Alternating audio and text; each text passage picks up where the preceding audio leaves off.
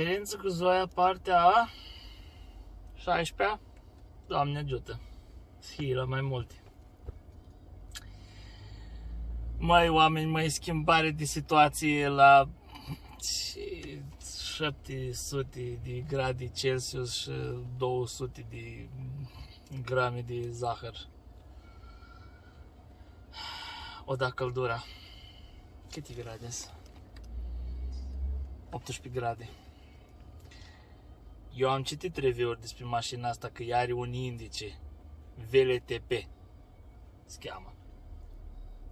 Și practic e în momentul în care tu iei mașina, indicele VLTP spune că tu cu o încărcare de 100% ar trebui să faci 340 de kilometri reali. Dar eu am zis, unde Dumnezeu faci tu 3? Dacă eu mergeam 200 de km pe autostradă, era mult? Că mereu ștergătoarele, 2 kW era numai la motorul de căldură? Și mai o muzică, mai o nu știu ce, mai vorba aia, nu pot să îngheț de frig. Hai că eu am mai închis căldura când era la minus 2 grade, că aveam 2 perechi de ciorapi. Cunoscătorii știu. Și acum au dat căldura, au trecut de 12 grade, au fost acum 2 zile. Mai trece unul cu BMW-ul. Merțan. Luame Merțanul. Uite, vedeate și cu Merțanul numai în service să stai, că eu n-ajung în service. Animalele. Ia, mai vine unul cu BMW-ul. Hai. Și tu muzica la maxim? Normal. Trebuie să ai 2 tobe tu. Eu n-am nicio tobă, fraiere. Precum ziceam. Și cum o da gradele cu plus. Ați văzut că în ultimul video, penultimul, pe bord mi-a arătat 420 de kilometri efectuați, dar eu aveam 99%. Și acum ce credeți?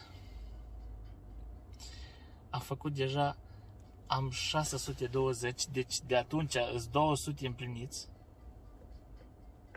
plus 622.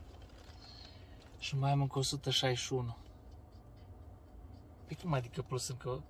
Da. Mulți au zis așa, pe tine vară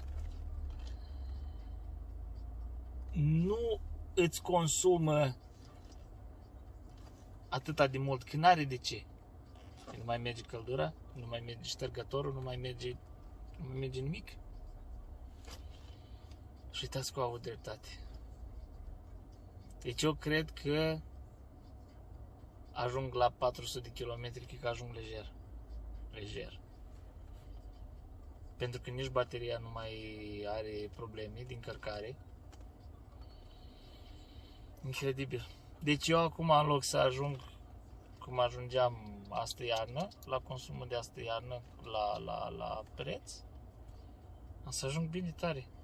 Să ajung bine tare, 400 de km. Nu scuzați că mie merge aer condiționat. Apropo de aer condiționat, eu știam că este pompă reversibilă de căldură. Întrebați-mă ce e, că habar n-am. Dar am dat drumul la aer condiționat azi și nu se aude nimic. El ar trebui să fie pe același motor. Circuitul. Nu se aude nimic. Dar mai ciudat de atâta. Că am dat la afară 20 de grade acum, am dat la 0. Zic, hai să-mi regleze temperatura ca lumea. Nu băzăie nimic, dar răcoare, da, căldura o scoate. Foarte interesant. Și am dat-o și pe reciclare. Incredibil. Păi ce mașină mi-a luat? Eu mai aveam o leacă și mă răzgândeam. Și am zis, vai, nu, că eu nu am electrică, așa, uneori steam, așa, mă gândeam, ce trebuie mie electrică? Dar eu, spre diferență de BMW, n-am să stau prin servisori în momentul în care mi se termină lichidul de semnalizare.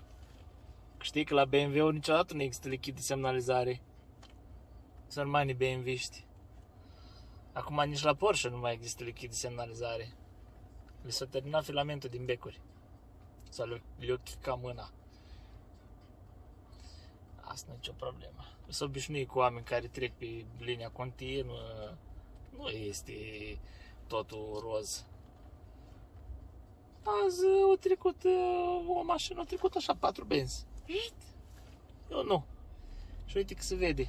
Pentru că eu acum când dau pe Driving Eco, mie, la momentul în care eu dau pe energie salvată, mie îmi spune 103 kWh consumați și kWh salvați 9. Deci eu am salvat 10% din energie doar prin simplu fapt că eu nu ating pedala de frână.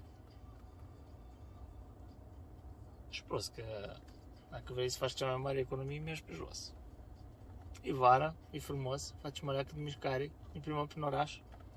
Chiar dacă consumă 3 cenți la 100 de kilometri, mă mai duci pe jos.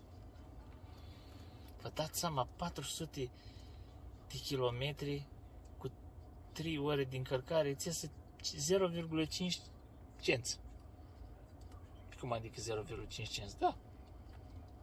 Nu? Cam așa iese. Da, 0,5 cenți. Nu știu matematică, eu am făcut matematică, dar am făcut așa la pisărite și mai luam și bătaie.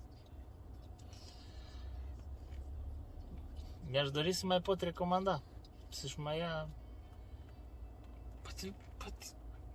Băi, mergeam pe autostradă, mergeam ieri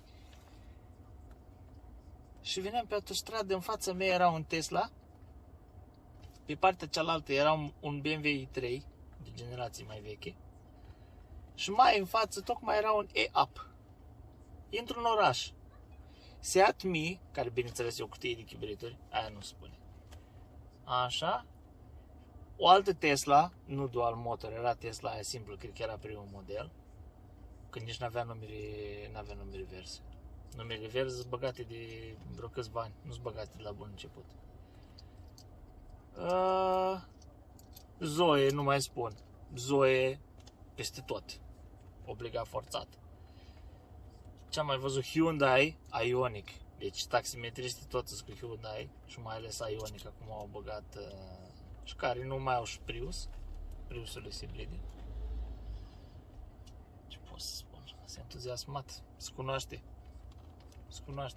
Și măcar aia cu Tesla, care ar putea să dea bani pe Panamera, măcar știu să semnalizeze.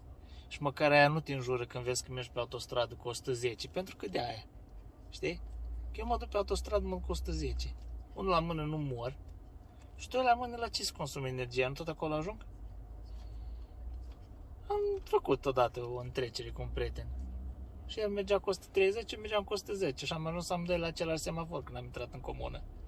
Se schimbă ceva?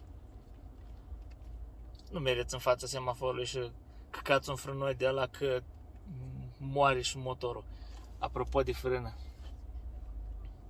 Nu știu ce s-a întâmplat într-o zi.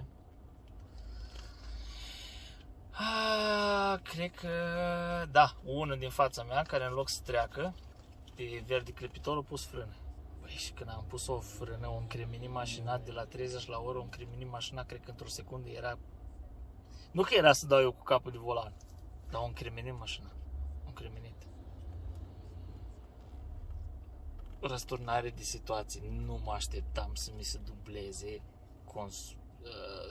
se dubleze numărul de kilometri pasibil de a fi efectuați doar pentru simplu fapt că se schimbă temperatura cu 8 grade. De la minus 7 până la 1 grad 2 până când a început ea să dezmorțească și acum că 12 nici nu mai zic. Și aer condiționat, merge, nu... Fiți mai protectivi așa cu natura. Fiți mai protectivi cu natura, că se merge. Nu?